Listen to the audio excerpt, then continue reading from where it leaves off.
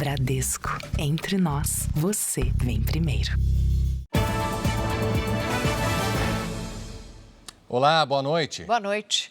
Uma mulher de Santos, no litoral paulista, teve toda a sua rotina interrompida por uma sequência de ameaças e investidas constantes.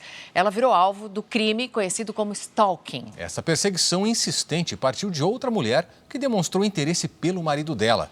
O crime, que está em alta no país, teve mais de 95 mil registros em 2024. Depois de mais de 20 anos de casamento, essa comerciante, que prefere não se identificar, viu a vida virar um pesadelo. Uma mulher passou a demonstrar interesse excessivo pelo marido e iniciou uma série de perseguições e ameaças contra ela. Descobriu o meu número, eu podia mudar de número, ela achava um número de dizer que ia me matar, que me perseguia, eu sabia a cor da roupa que eu usava, aonde eu estava.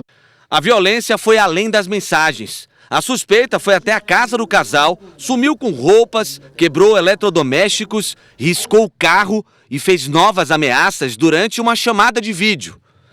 O abalo emocional foi tão intenso que a vítima precisou de acompanhamento psicológico e psiquiátrico.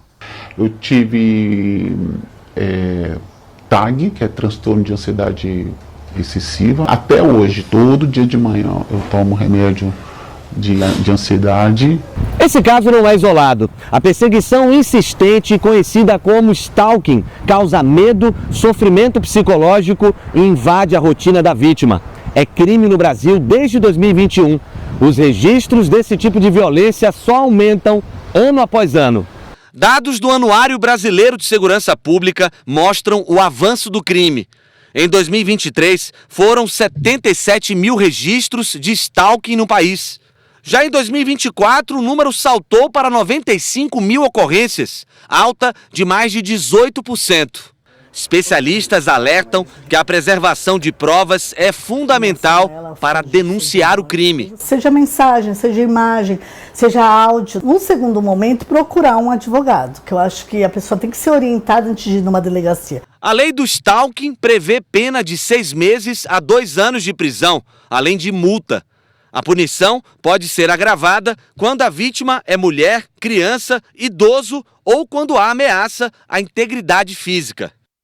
A comerciante não registrou boletim de ocorrência, mas reuniu provas e buscou ajuda na justiça. Especialistas reforçam: stalking não é insistência nem ciúme exagerado, é crime.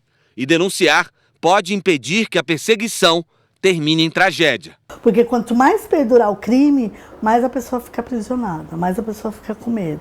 Muitas mulheres estão sofrendo isso. Muitas mulheres. Procurem ajuda. Não tenham vergonha, não tenham medo. Acidente entre ônibus e caminhão deixa 11 mortos no Rio Grande do Sul. Ex-assessor de Bolsonaro é preso no Paraná depois de descumprir medidas cautelares. Alexandre de Moraes autoriza visitas permanentes dos filhos do ex-presidente na Polícia Federal.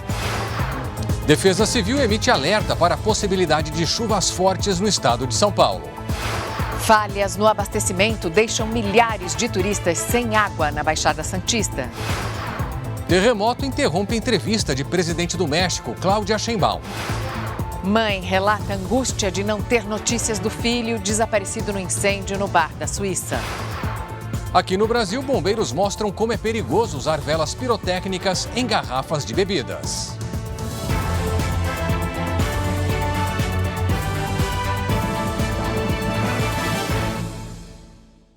Oferecimento Bradesco. Em 2026, o que é mais valioso vem primeiro.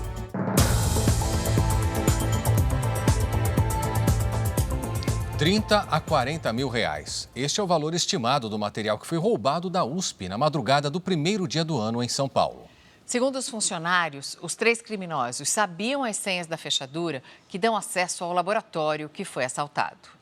Foi de uma sala que fica neste galpão que os ladrões roubaram as peças de cobre. O material é usado em diversos testes por pesquisadores do Instituto de Energia e Ambiente da Universidade de São Paulo. O relógio marcava quase meia-noite na virada do ano, quando os assaltantes entraram na área após render 2 vigilantes que estavam de plantão. Em menos de meia hora, o grupo rendeu seguranças, invadiu o pátio da USP, entrou no laboratório e saiu daqui com um veículo carregado de material. A polícia investiga como os assaltantes sabiam onde estava o cobre e como conseguiram entrar e sair pelas portarias da universidade, já que não havia previsão de carga naquele dia. Foram levados 8 bobinas de cobre, 80 metros de cabos, além de lâminas de cobre puro e 2 computadores com dados de pesquisas.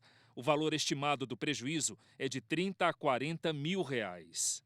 Há uma perda em termos do valor econômico como sucata, dos equipamentos roubados, mas o valor econômico para nós, para repor, é muito maior para esses 2 projetos de pesquisa. Uma perícia foi feita no local, inclusive com coleta de digitais dos suspeitos. Se dirigiram imediatamente àquele laboratório, tinham a senha controlada, individualizada, que permitia o acesso da porta de pessoas desse laboratório só entre pessoas credenciadas. Na delegacia, os seguranças disseram que foram obrigados a ajudar os assaltantes a carregar a van e que, após a ação, foram amordaçados em um dos banheiros. Em nota, a Polícia Civil afirma que está investigando o crime e que tenta encontrar os envolvidos. A polícia investiga a morte de um homem que foi atingido por uma bala perdida na noite de Ano Novo, na região metropolitana do Rio. A comemoração acontecia na varanda desta casa no Morro dos Martins, em São Gonçalo. Pouco tempo depois dos fogos, o desespero toma conta de todos. Um homem aparece caído no chão. Liga pro 90! A vítima era o contador Tony Viegas Noronha, de 47 anos, que estava na casa do filho da namorada. Ele foi atingido quando levantou para pegar um refrigerante. O contador foi trazido para este hospital, mas já chegou sem vida. No mesmo dia, outras 2 vítimas de balas perdidas buscaram ajuda na unidade. Uma recebeu alta hoje. A outra passou por cirurgia e está fora de perigo. O corpo de Tony foi enterrado hoje sob forte comoção. Familiares e amigos estavam muito abalados. Pessoa muito correta, né? Uma pessoa direita, estava noivo, cheio de sonhos aí pela frente e que infelizmente foi interrompido, né? A Polícia Militar informou que não houve registro de confronto na região. Imagens gravadas na noite do Réveillon mostram um barulho de fogos misturado ao de tiros.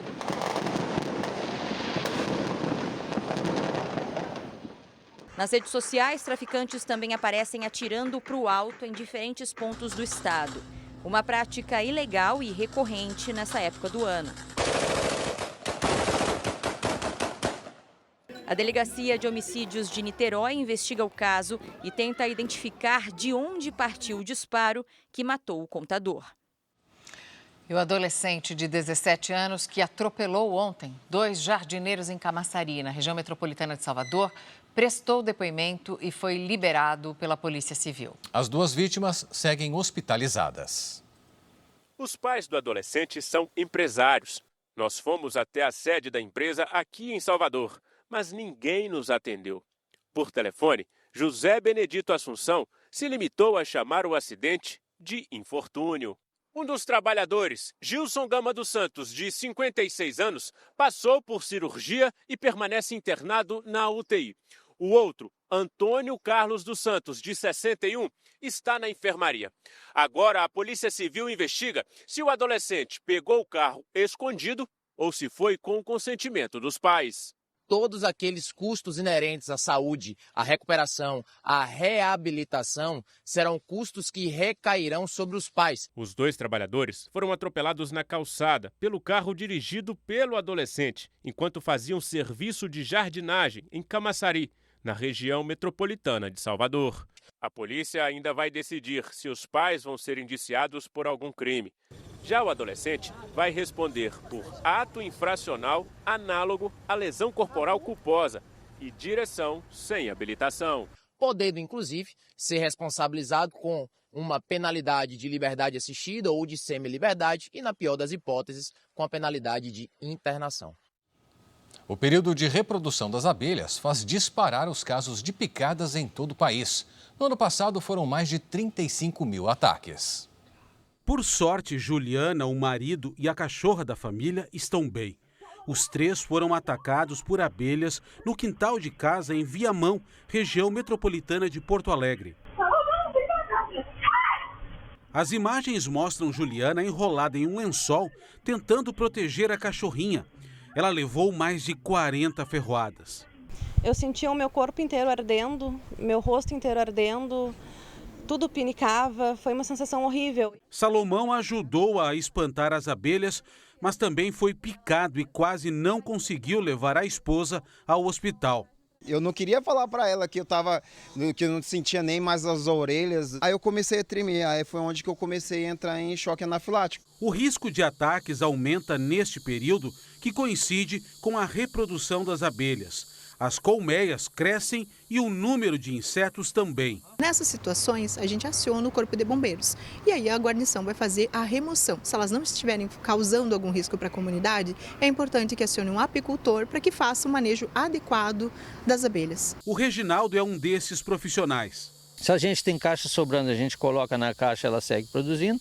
Se a gente não tem, a gente leva também no habitat natural, que é na zona rural, bem distante da área urbana, e larga elas na natureza, né? Cada enxame pode ter entre 80 e 100 mil abelhas. Por isso é importante tomar muito cuidado. Dependendo da quantidade de picadas, a vítima pode morrer, em especial os alérgicos. No ano passado, mais de 35 mil acidentes envolvendo abelhas foram registrados no Brasil. Cobrir rosto, cobrir olhos, cobrir a cabeça, né, as partes mais sensíveis, e se deslocar para um local seguro. Hoje, Juliana, Salomão e a cachorrinha se recuperam bem, sem sequelas. É muito difícil uma pessoa, da quantidade de ferroadas que levou, e sobreviver, né? A Marinha emitiu um novo alerta de ressaca para o Rio de Janeiro, com ondas de até 3 metros no fim de semana. Na cidade, a virada de ano foi marcada pelo alto número de resgates no mar. Foram mais de 1.100 salvamentos feitos pelos bombeiros. Mesmo com os alertas emitidos pela Defesa Civil, muita gente entrou no mar. As ondas chegaram a 2,5 metros de altura.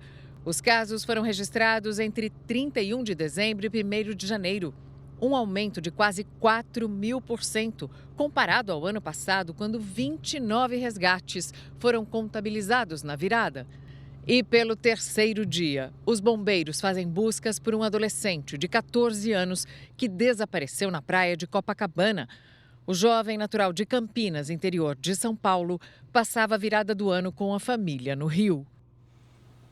E o tempo vai virar a partir de hoje em São Paulo. Segundo a Defesa Civil, o estado entra em situação de alerta para chuvas fortes.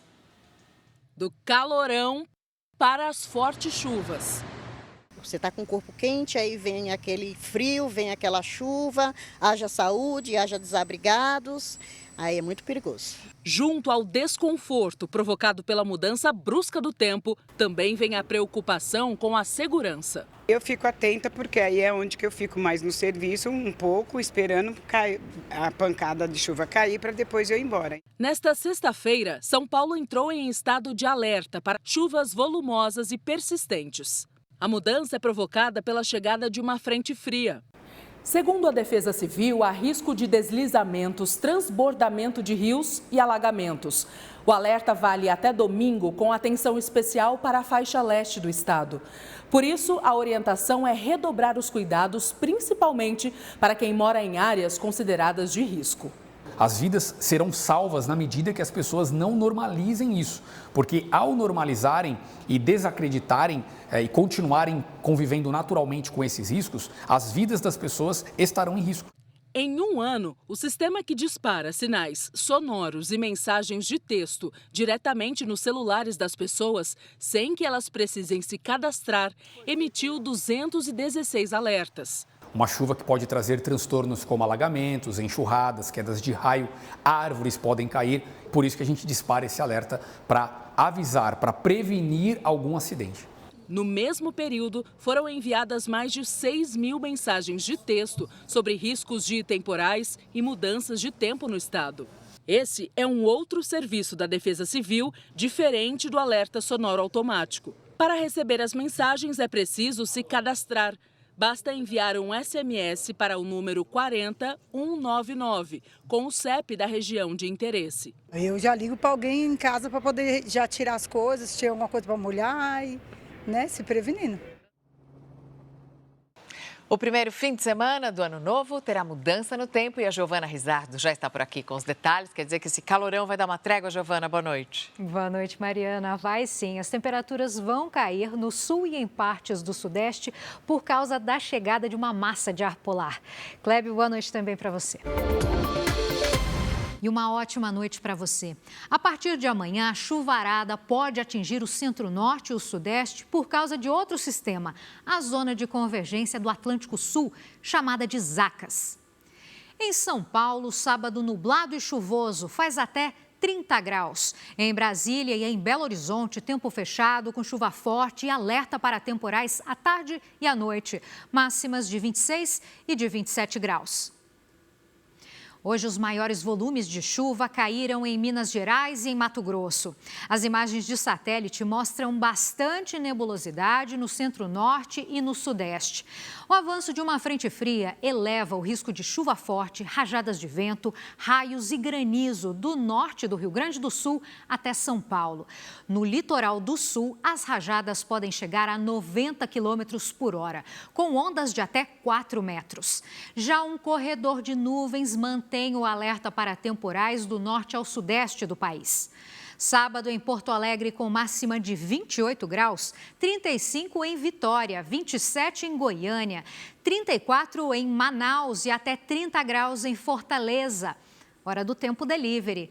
A Natália é de Jaru, Rondônia. Boa noite, Natália. Os próximos dias vão ser de tempo fechado com risco de temporais, especialmente à tarde. Máximas entre 26 e 31 graus.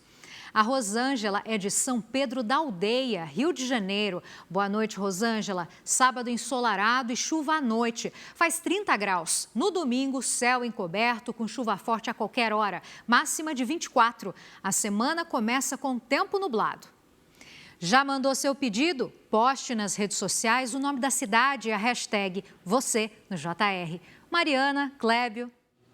Obrigado, Giovana. E um forte terremoto atingiu o México nesta manhã.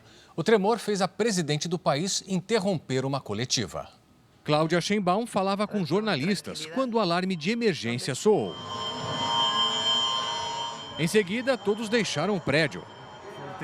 O terremoto de magnitude 6,5 na escala que vai até 10 foi sentido principalmente na cidade do México e na costa do Pacífico, onde fica a região turística de Acapulco. Muitas pessoas saíram às ruas, algumas ainda de pijamas. O tremor aconteceu por volta das 8 horas da manhã no horário local e também atrapalhou quem estava na academia. Depois do susto, a presidente, Cláudia Sheinbaum, voltou à sala de imprensa para informar que não houve feridos ou danos graves. 2 mísseis russos atingiram um prédio residencial em Kharkiv, na Ucrânia. Pelo menos 15 pessoas ficaram feridas. As explosões provocaram grandes colunas de fumaça. O prefeito de Kharkiv afirmou que não há alvos militares na área que foi atingida, mas os apartamentos foram completamente destruídos. Equipes de bombeiros e resgate foram ao local para conter as chamas e tentar socorrer as vítimas. O presidente dos Estados Unidos, Donald Trump, fez ameaças ao governo do Irã, que vem reprimindo com violência a onda de protestos populares contra a crise econômica. A imprensa afirma que ao menos 7 pessoas morreram e há vários feridos. O governo diz que uma morte foi registrada e 30 pessoas foram presas. Em alguns protestos, houve vandalismo. Numa rede social, Trump foi direto. Se o Irã atacar e matar manifestantes pacíficos, os Estados Unidos irão ao socorro deles. Estamos armados e prontos para agir. As manifestações começaram 6 dias atrás contra o alto custo de vida. A inflação supera os 40% ao ano. O país apoia grupos terroristas pelo mundo, como o Hamas na faixa de Gaza e o Hezbollah no Líbano. Enquanto a população enfrenta dificuldade até com o fornecimento de água e energia elétrica. A polícia disse que não vai tolerar o caos. O governo afirmou que qualquer intervenção traria prejuízos para a região e para os Estados Unidos. A ameaça de hoje se soma a outra feita no começo da semana pelo presidente americano. Ao lado do primeiro-ministro israelense, Trump afirmou que faria um novo ataque contra o Irã caso o país tentasse reconstruir instalações nucleares. Em junho do ano passado, Israel e os Estados Unidos bombardearam instalações nucleares. Em outra frente, o presidente da Venezuela, Nicolás Maduro, sinalizou o recuo e disse estar disposto a dialogar sobre o combate ao narcotráfico. Se querem conversar seriamente de acordo de combate contra o narcotráfico, estamos listos. Militares americanos realizam operações no Mar do Caribe e acusam Maduro de liderar um cartel de drogas. Trump também determinou a apreensão de petroleiros venezuelanos. Sob pressão, Maduro também propôs um pacto para facilitar os investimentos dos Estados Unidos. Que se querem petróleo de Venezuela, está lista a Venezuela para inversões estadunidenses como com Chevron. O número de americanos presos na Venezuela aumentou, mas o contexto das detenções não está claro. A Casa Branca não comentou as declarações de Maduro.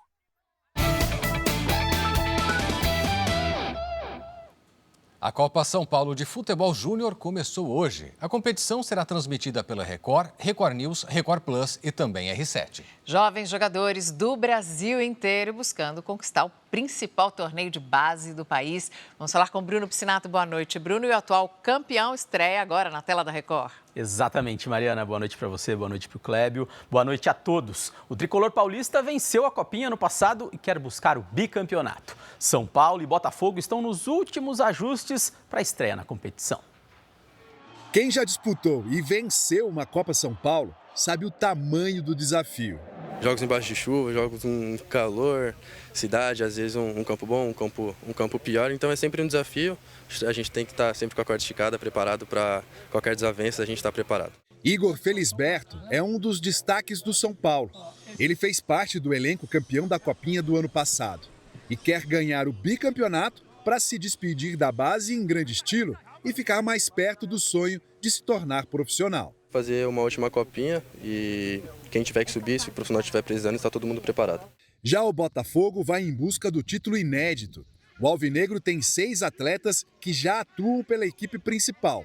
Entre garotos de 16 a 20 anos, ter essa experiência é uma enorme vantagem. Então a gente tem hoje uma equipe forte, experiente, uma equipe com potenciais jogadores e que a gente vai continuar trabalhando essa reta final da formação deles para que cada vez mais o Botafogo possa ser abastecido de jogadores da sua base. São Paulo, Botafogo e Corinthians são os destaques nessa primeira rodada. A Record News transmite no sábado Corinthians e Trindade de Goiás às 2h45 da tarde. No domingo, a Record exibe 2 partidas às 11 da manhã. São Paulo e Maruinense, com exclusividade na TV aberta para os estados de Sergipe, Bahia, Minas Gerais, São Paulo, Paraná, Santa Catarina, Rio Grande do Sul, Goiás, Mato Grosso e Mato Grosso do Sul. O Distrito Federal e o restante do Brasil acompanham Botafogo e Águia de Marabá. Os jogos também terão transmissão no R7 e Record Plus. Os 128 clubes participantes da Copinha querem levantar 18 quilos de glória. A taça tem os detalhes da fachada do Pacaembu, tradicional estádio da final da Copa São Paulo. Ganhar a competição mais famosa das categorias de base do país é um peso que todos querem carregar. Quem será o campeão? Qual será o novo talento do seu time? Essa é a essência da Copinha. Revelar o futuro do futebol brasileiro. O charme todo que ela tem, pela tradição, pela história, e de colocar de volta na tela da TV, entrando na casa das pessoas, as disputas entre as grandes camisas. A Copinha é um grande barato. Copinha é sim um celeiro de craques. Encontro marcado domingo, 11 da manhã, Copinha na Record. E a Copinha começou hoje. O Mirassol venceu o Forte do Espírito Santo por 2-1 e teve time da primeira divisão que foi goleado na estreia. O Coritiba perdeu para a Ponte Preta por 4-2. A equipe paulista abriu o placar no primeiro tempo com Caio. No início da segunda etapa, o Coritiba empatou com Diego Alves. Mas aí Matheus fez o segundo da Ponte e Nicolas ampliou. O Coxa ainda descontou com Guilherme Porto, mas Nicolas marcou o segundo dele na partida e fechou o placar. Em Votuporanga, os donos da casa venceram o Galvez. Iago Moreira e Glauco fizeram os gols da vitória. O Galvez descontou com o Matheus. Final, Votuporanguense 2, Galvez 1. Enquanto a bola começava a rolar na Copinha, alguns dos principais clubes do país deram início à pré-temporada. Na reapresentação dos jogadores do Santos, o principal assunto era quem não estava lá. Neymar está em recuperação de cirurgia. O contrato do craque com o Peixe foi renovado, mas ele ainda não voltou a treinar. Para este ano, o atacante ganhou um velho conhecido para fazer companhia no ataque. Gabigol fechou com o Santos por empréstimo até o fim da temporada. Um jogador da qualidade do Gabriel, pela identidade que ele tem e pela vontade, mais do que tudo, né? O que a gente sente nas conversas com ele é essa determinação dele de querer voltar para casa. Isso é que faz com que todas as partes consigam chegar a uma conclusão. O atacante voltará ao time que o revelou há 13 anos. A saída do Cruzeiro acontece bem no momento em que Tite chega para assumir o clube mineiro. O Tite não queria de jeito nenhum o Gabigol no Cruzeiro. Então, ele só aceitou trabalhar no Cruzeiro com essa condição: Gabigol fora da Toca da Raposa. Já o São Paulo se reapresentou nesta sexta-feira após as férias. O tricolor vai estrear pelo Paulistão contra o Mirassol fora de casa.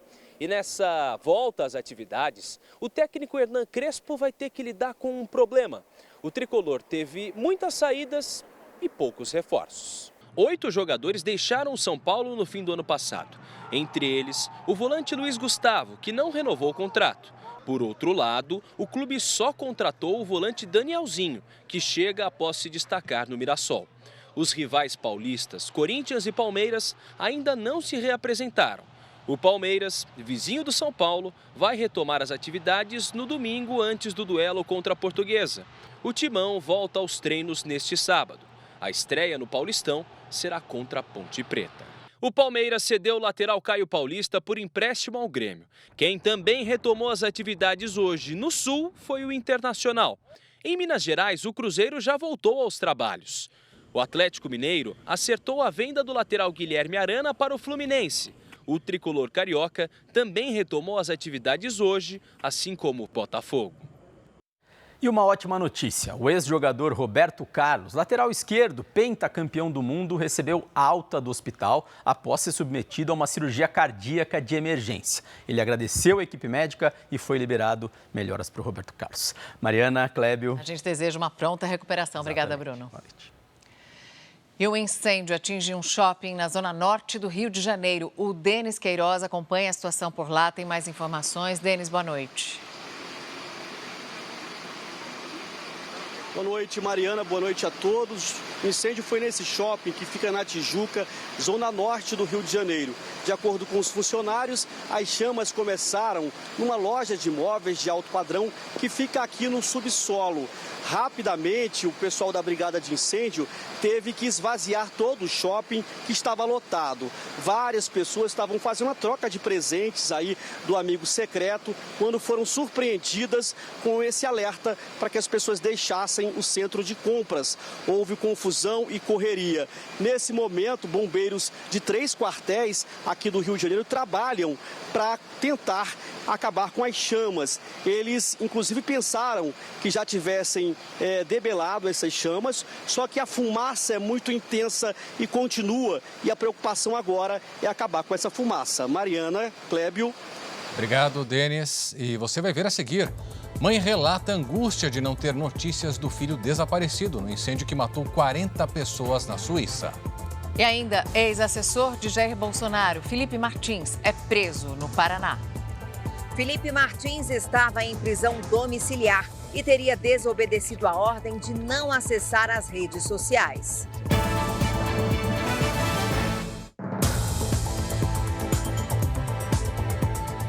Na Suíça, autoridades começaram a identificar as vítimas do incêndio em um bar numa estação de esqui.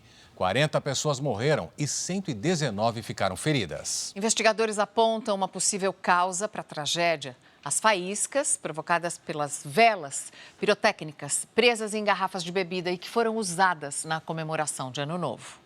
Um sobrevivente divulgou imagens que mostram garrafas de espumante durante a comemoração de Ano Novo. As faíscas ficaram muito próximas ao teto. No início do incêndio, a música continuou tocando enquanto os clientes gravavam as chamas. O fogo se espalhou rapidamente por todo o bar, que fica na estação de esqui na cidade de Crans-Montana. A imprensa local conversou com um dos proprietários do bar Le Constellation. Ele disse que o estabelecimento passou por 3 inspeções nos últimos 10 anos e que tudo estava dentro das leis do país. Hoje, autoridades informaram que a identificação das vítimas ainda vai levar vários dias. Entre os mortos, há muitos jovens. O primeiro a ter a identidade revelada é o italiano Emanuele Galepini, de 16 anos. Esta mulher é mãe de Arthur Brodar, também de 16 anos, que está desaparecido. Não sei se está vivo ou morto, se está com queimaduras graves. Só quero encontrar meu filho, afirma. 50 feridos foram transferidos para outros hospitais na Europa. Faz bastante frio, cerca de 5 graus negativos. Ainda assim, muita gente vem até aqui, onde estão sendo feitas as homenagens às vítimas. O bar fica a poucos metros aqui. As pessoas deixam flores, recados. A cidade também está recebendo equipes médicas especializadas no tratamento de queimaduras para ajudar no atendimento aos feridos. Esta peruana, que mora numa cidade vizinha, disse que é difícil superar um trauma assim, num lugar tão tranquilo e encantador. A brasileira Caroline mora na cidade com o marido suíço. Ela disse que vai ser impossível olhar para o local sem se emocionar. Foi algo muito grandioso para a gente, não só para a gente, mas para todo mundo que mora aqui. A gente passou literalmente minutos antes, porque a gente veio de Montana e a gente mora exatamente na rua que passa em frente ao bar. Foi algo realmente trágico e traumático para a nossa cidade aqui. E aqui no Brasil, o Corpo de Bombeiros faz um alerta. O uso dessas velas pirotécnicas em ambientes fechados representa um risco enorme de incêndio. As faíscas e chamas podem provocar acidentes graves e até fatais. O que começa como comemoração pode terminar em tragédia. Uma vela pirotécnica como essa pode ter provocado um incêndio que matou mais de 40 pessoas na festa de Ano Novo em um bar na Suíça. Essa é uma prática comum em baladas e eventos pelo mundo. Fomos até um quartel do Corpo de Bombeiros em São Paulo para simular como o fogo se propaga rapidamente ao encostar em um pedaço de pano. Começar a te queimar, pode soltar. Essa tragédia na Suíça remonta ao que a gente já viveu no Brasil, inclusive no passado recente, na Boate Kiss. E essa vela aparentemente inofensiva é um artefato pirotécnico, e todo artefato pirotécnico ela tem essa capacidade de produzir um incêndio, de iniciar um incêndio, startar um fogo. A gente está falando de uma vela que, ainda que pequena, ela libera calor e libera faísca, que isso tem condições suficientes de incendiar um material combustível. Além de garrafas embaladas, é muito comum a gente ver velas como essa em bolos de aniversário. Os bombeiros alertam para que as pessoas não acendam esse tipo de material em ambientes fechados, já que as chamas podem se espalhar rapidamente com consequências graves. Diante dos riscos, especialistas recomendam alternativas mais seguras. Uma delas é o uso de velas eletrônicas que simulam a chama sem gerar calor ou faísca. Você vai achar que é uma vela, mas não é. Entendeu? E eu posso aqui, ó, simular que eu vou botar fogo em alguma coisa, num livro. Eu posso chegar aqui, ó, e fazer aqui, ó. Parece que eu estou correndo risco, mas não. Em Goiânia, criminosos estão usando o nome de um hospital para aplicar golpes em parentes de pacientes internados. Os criminosos se passam por médicos ou funcionários desse hospital em Goiânia.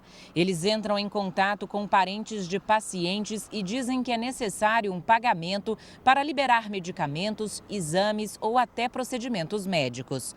A mãe de uma pessoa internada conseguiu gravar a ligação. O deslocamento das assistências, equipamentos particulares e as medicações pelo particular terá um gasto momentâneo para a família equivalente a R$ 8.400. Para dar mais credibilidade ao golpe, a quadrilha usa dados reais de médicos. Foi um colega médico do Rio de Janeiro, ele pede o Pix para a família e a família executa o pagamento. Depois do pagamento, os estelionatários enviam fotos e comprovantes de transferências, todos falsos, para que as vítimas acreditem que a transação foi feita.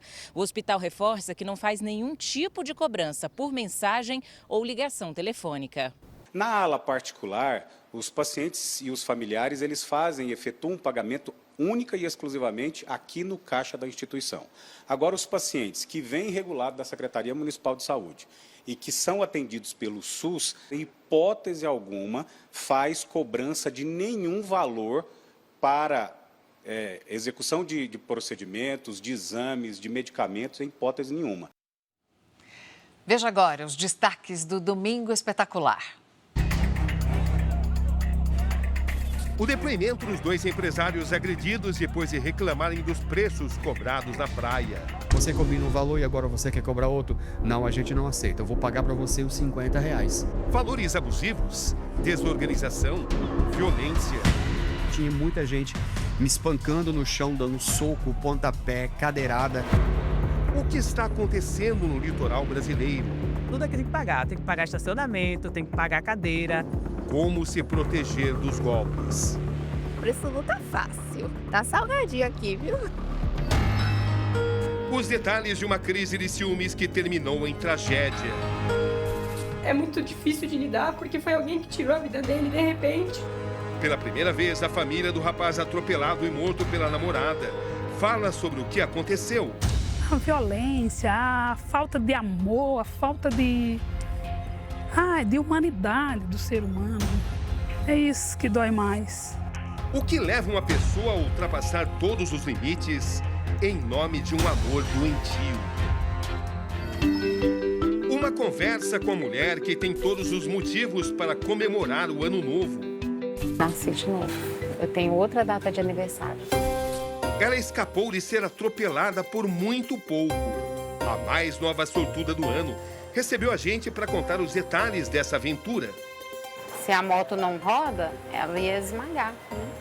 Ela ia me pressionar ali no carro. É no Domingo Espetacular, às 6h20 da tarde, logo após a 7 ou caia.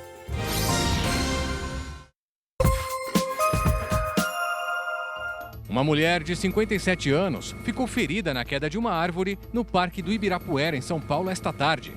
A concessionária do parque isolou a área e prestou atendimento. A vítima sofreu traumatismo craniano e uma lesão no ombro e foi levada para um hospital. Um helicóptero com 8 pessoas a bordo fez um pouso forçado no mar em Cabo Frio. Os ocupantes conseguiram sair da aeronave e foram resgatados. O helicóptero seguia para uma plataforma de petróleo na Bacia de Campos. A empresa diz que presta assistência às vítimas. Uma das 7 vítimas de intoxicação por metanol em Ribeira do Pombal, interior da Bahia, recebeu alta.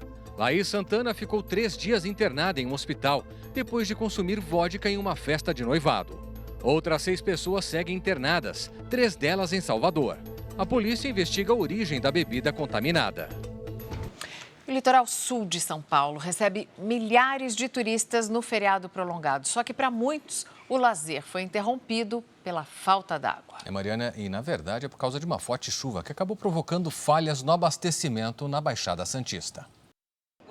O apartamento de frente para o mar, em Praia Grande, litoral sul paulista, foi o local escolhido para passar as férias. Mas Mari vai interromper o descanso antes do previsto. Vim para ficar até dia 18, mas eu estou indo embora hoje à noite, assim que o trânsito melhorar, porque não tem condição de ficar aqui na Baixada. A gente não toma banho, não tem água. No banheiro não tem como dar descarga. Nenhuma gota de água no chuveiro. A torneira da pia também está seca. Está aberta, não tem nada. A água só chega na torneira quando o prédio contrata um caminhão-pipa. Já foi necessário chamar 2. Mesmo assim, essa água comprada não está sendo o suficiente, porque são 90 apartamentos. O jeito é estocar a água quando ela chega. Em balde, bacia, aqui a Mari já usou para lavar louça. Daí, falta lugar para estocar. Agora ela está usando até, olha, o cooler, que seria para levar bebida para a praia, para reservar um pouco de água. Há 7 anos que eu venho para cá, nunca aconteceu isso. Moradores de outras cidades da Baixada Santista enfrentam o mesmo problema. Em Guarujá, condomínios também compraram água em caminhões-pipa. Em Santos, a situação se repete e o comércio acumula prejuízos. Chegámos aqui de manhã, quando íamos para abrir a porta, vamos para fazer café e não tínhamos água. A Sabesp, responsável pelo abastecimento no estado, diz que um temporal no último dia do ano atrapalhou a captação de água. Teve uma chuva muito forte na cabeceira, não no litoral, mas na cabeceira, na nascente do manancial, desses mananciais, e que mudou a condição da água de uma tal forma que a estação teve que ter praticamente paralisada.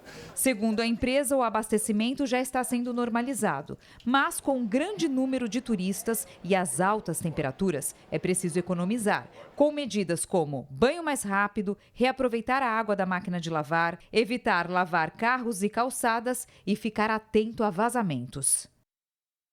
O calor e as férias levam milhares de pessoas às praias e às áreas de mata. Mas é preciso ter cuidado. Com a alta temporada, cresce o número de acidentes provocados por picadas de animais.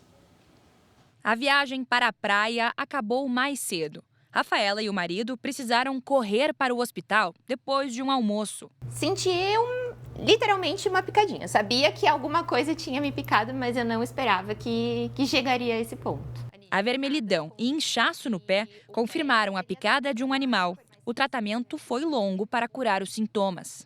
7 dias, via oral com antibiótico e anti-inflamatório.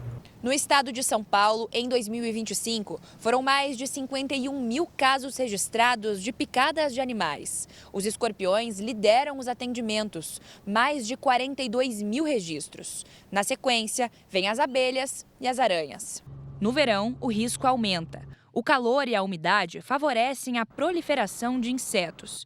E, ao mesmo tempo, as férias levam mais pessoas para as praias e áreas de mata, onde esses animais são mais comuns. Autoridades recomendam, em caso de picada por animal peçonhento, não aperte, não fure e nem aplique substâncias caseiras no local. A orientação é buscar atendimento médico imediatamente e, se possível, levar fotos para a identificação do animal. Os sintomas também podem indicar o tipo de picada. As aranhas, por exemplo, causam dor intensa e vermelhidão. Já picadas de escorpião podem causar também formigamento na região afetada. Pode ter falta de ar, disfunção renal, algumas situações também pode ter sangramento, mas claro que antes disso o paciente tem que ter procurado atendimento médico. Para prevenir acidentes, é indicado o uso de repelentes, roupas compridas, manter portas e ralos fechados e instalar telas nas janelas. Depois do susto, Rafaela mudou os hábitos em viagens. Agora eu fico sempre com o repelente junto, independente do lugar. Se é campo, praia, passo o repelente constantemente porque eu não posso mais brincar com isso. As despesas de início de ano, apesar de previsíveis, nem sempre são planejadas com antecedência. Vamos saber com a Patrícia Lages quais são as alternativas para quem não conseguiu guardar o dinheiro do 13º para pagar as contas, Patrícia. Ainda dá tempo de organizar esse orçamento? Boa noite. Tem que dar, Mariana. Boa noite para você, boa noite, Clébio. Boa noite para você de casa. É um momento que requer atenção redobrada para não cair no endividamento. Quem não guardou dinheiro para o IPTU e o IPVA, é melhor optar pelo parcelamento. Todas as prefeituras oferecem pagamento parcelado do imposto. E os estados e o Distrito Federal também têm opções de parcelamento do IPVA. Mas atenção! Vários cartões de crédito oferecem parcelamentos do IPVA mais longos do que os propostos pelo poder público. O cartão quita os impostos à vista e o consumidor passa a dever à operadora. Mas isso aumenta o risco de endividamento porque, em caso de atraso, os juros do cartão são bem mais altos. Agora, a Patrícia ajuda a gente. Como fazer com as despesas escolares, que, para desespero dos pais, também estão chegando. Já chegou a sua, Clébio? Chegou e tomei um susto, viu? Pois é. Mas olha só, embora as escolas enviem a lista de materiais para o ano inteiro, os pais não são obrigados a comprar tudo de uma vez. Por isso, priorize a compra do que será usado nos primeiros meses e compre o restante conforme a necessidade. Assim, você distribui os gastos ao longo do ano e foge da alta de preços desta época. Agora, é claro, sempre pesquise preços e marcas, porque olha só, no ano passado, o Procon do Espírito Santo encontrou a mesma caixa de lápis de cor com 12 cores numa loja por R$ 5,00 e em outra por R$ 26,00, uma diferença de quase 420%. Já em Santa Catarina, o preço do lápis preto com borracha foi encontrado por menos de R$ 2,00 numa loja e por R$ 18,00 em outra, uma variação de 928%. Agora, Patrícia, e quanto aos livros didáticos? Porque esses têm que ser comprados de uma vez só. Tem, mas dá para economizar, Mariana.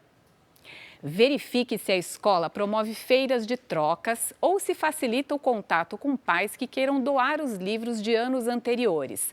A compra de livros usados em sebos também é uma boa, porque pode representar uma economia de até 50%. Mariana, Clébio. Obrigada, Patrícia. 11 pessoas morreram e 11 ficaram feridas num grave acidente na BR-116, no Rio Grande do Sul. Um ônibus e uma carreta bateram de frente. O acidente foi em Pelotas, no sul do estado. O ônibus seguia para a cidade vizinha de São Lourenço do Sul. Segundo a Polícia Rodoviária Federal, o motorista da carreta, que transportava areia, teria invadido a pista contrária. A batida causou um bloqueio total na rodovia e provocou um congestionamento de 5 quilômetros nos dois sentidos. Entre os mortos estão os motoristas da carreta e do ônibus e também o cobrador. Uma equipe de peritos recolhe evidências para apurar as causas do acidente. 4 pessoas ficaram feridas depois que uma lancha afundou em Angra dos Reis, litoral sul do Rio de Janeiro. O resgate dos passageiros foi registrado por pessoas que estavam em outras embarcações ali perto. As 4 vítimas tiveram ferimentos leves. Elas foram liberadas depois de receberem um atendimento médico. A Capitania dos Portos vai investigar essa ocorrência, vai tentar determinar o que pode ter causado esse naufrágio. Felipe Martins, ex-assessor de Jair Bolsonaro, foi preso hoje na casa dele no Paraná. Isso aconteceu por determinação do ministro Alexandre de Moraes, do Supremo Tribunal Federal. E também porque Felipe descumpriu medidas cautelares. Condenado a mais de 21 anos de prisão por envolvimento na tentativa de golpe de Estado, Felipe Martins teve os passaportes recolhidos, usava tornozeleira eletrônica, não tinha autorização para falar com outros investigados e estava proibido de usar as redes sociais. Segundo o ministro Alexandre de Moraes, o ex-assessor especial da Presidência da República no governo de Jair Bolsonaro descumpriu uma das medidas cautelares impostas pelo Supremo. Moraes afirmou que os próprios advogados admitiram o uso de uma rede social com a justificativa de preservar e organizar elementos importantes para a defesa. Felipe Martins foi preso em casa em Ponta Grossa, no Paraná.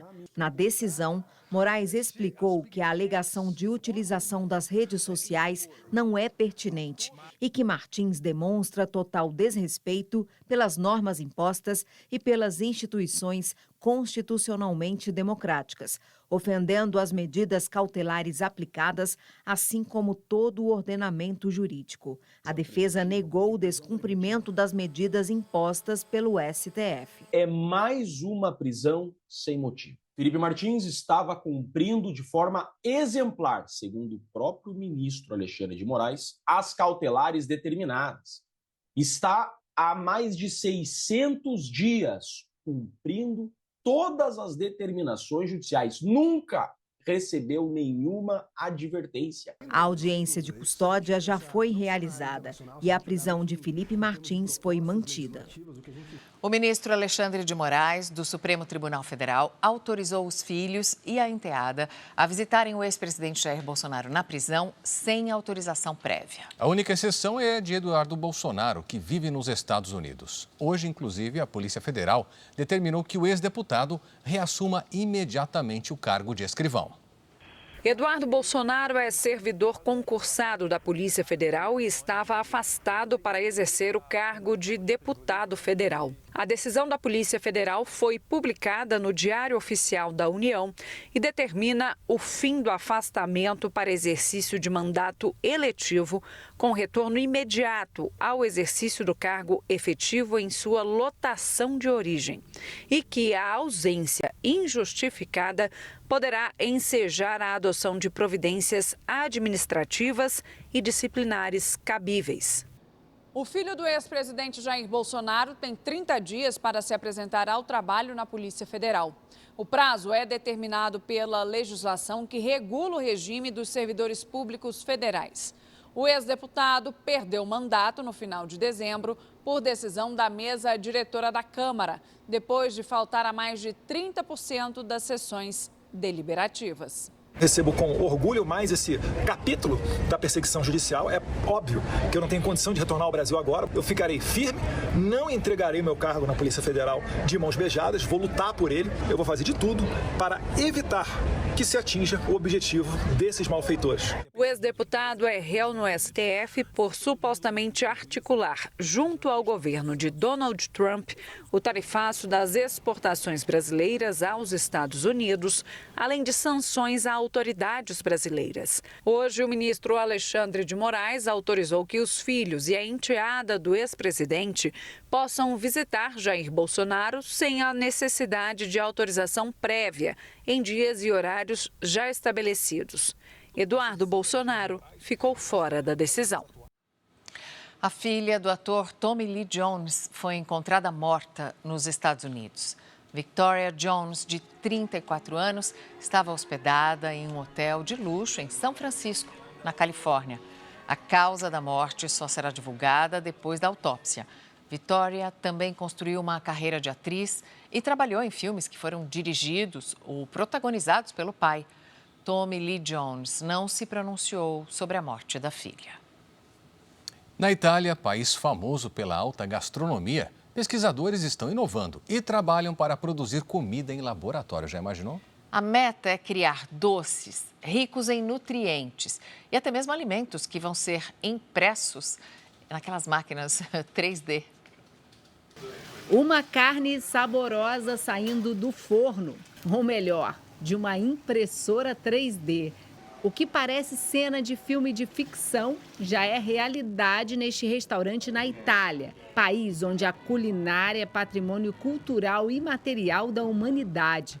Na churrascaria vegana em Roma, Alessandro Telung explica que o produto possui uma elasticidade própria que quase replica o colágeno. Outras novidades da culinária italiana surgem neste laboratório. Que tal uma degustação de doces feitos na impressora 3D? A ideia é recriar a aparência atraente de um chocolate com nutrientes encontrados em frutas. Os alimentos são produzidos a partir de material vegetal cultivado em laboratório e resíduos do processamento de frutas. A chefe do Laboratório de Agricultura explica que os técnicos tentam recriar um ambiente ideal para a plantação, numa época em que as mudanças climáticas têm afetado a agricultura no mundo todo. Um preço levemente superior. Soluções como essa podem ser a alternativa em situações de escassez de alimentos, como no espaço ou em áreas de guerra. Agora o desafio é expandir o mercado. Uma pesquisa da Agência Italiana de Novas Tecnologias mostra que 59% dos entrevistados estão dispostos a experimentar esse tipo de alimento. O laboratório italiano quer descobrir uma forma de produzir e cultivar esse tipo de comida no espaço para um dia ajudar a alimentar as tripulações em longas expedições na Lua e talvez até em Marte. Um temporal provocou inundações no estado americano da Califórnia. A região de São Francisco foi a mais afetada. Imagens aéreas mostram as ruas inundadas. Alguns moradores usaram pranchas de surf e também caiaques. Tudo isso para conseguir passar pelas ruas alagadas. As rajadas de vento podem passar de 80 km por hora. Equipes de emergência estão em alerta para resgatar moradores da região. Segundo o Serviço de Meteorologia, a chuva e o vento forte devem continuar até amanhã. E no Japão, até pedalar depois de ingerir bebida alcoólica é crime e pode levar à prisão e até à suspensão da carteira de motorista. Desde a mudança da lei de trânsito que trouxe essas regras, centenas de pessoas já foram punidas. O Jornal da Record mostra agora como a regra tem mudado o comportamento nas ruas de Tóquio. No Japão, a bicicleta faz parte da rotina de milhões de pessoas. Mas um hábito que antes era visto com mais tolerância, agora pode terminar em cadeia. Pedalar após consumir bebida alcoólica. Desde novembro do ano passado, uma mudança na lei de trânsito passou a tratar esse ato como infração grave. Mesmo quem não apresenta sinais claros de embriaguez pode ser punido. A lei prevê pena de até 3 anos de prisão ou multa que pode chegar a 500 mil ienes, o equivalente a mais de 17 mil reais. Em casos mais graves, o ciclista também perde a carteira de motorista de automóvel. Este brasileiro que vai de bicicleta até a estação para pegar o trem todos os dias é a favor da nova medida. A bicicleta faz parte da rotina do Japão, muito mais que no Brasil, né? Então, acho que já deveria ser mais rigoroso há muito tempo isso. Os cuidados aumentaram depois que o filho de 2 anos também passou a andar de bicicleta com o pai. De acordo com a polícia japonesa, quase 900 pessoas tiveram a carteira de motorista suspensa entre janeiro e setembro de 2025, após serem flagradas andando de bicicleta sob efeito de álcool. E no Japão, ninguém pode se recusar a fazer o teste do bafômetro ou pode ir preso. As autoridades avaliam que esses condutores representam risco não apenas na bicicleta, mas também ao volante de um carro. A nova regra vai além. Quem oferecer bebida a um ciclista ou emprestar uma bicicleta a alguém que bebeu também pode ser punido. Segundo dados oficiais, mais de 70 mil acidentes envolvendo bicicletas foram registrados no Japão em um único ano. Aqui no Japão, muita gente usa a bike para ir ao trabalho, à escola ou até para fazer compras. E existe sinalização específica para ciclistas, com regras claras, onde pedalar, onde parar e até como atravessar cruzamentos. Com a nova lei, essas regras ficaram ainda mais rigorosas. Bicicleta aqui é tratada como veículo. O objetivo é reduzir acidentes e salvar vidas, reforçando uma mensagem simples. Se bebeu, não dirija, nem carro, nem bicicleta. Uma lição que se aprende desde pequeno. Já pensou essas regras aqui no Brasil? Os japoneses têm muito a nos ensinar. Novas informações você acompanha à 00:30 em mais uma edição do Jornal da Record. As reportagens de hoje estão no Record Plus e em todas as nossas plataformas digitais. A programação da Record também está ao vivo e de graça no Record Plus. Agora você fica com a novela Mãe e logo depois de Reis tem Quilos Mortais. Não perca. Uma boa noite. Boa noite, até amanhã.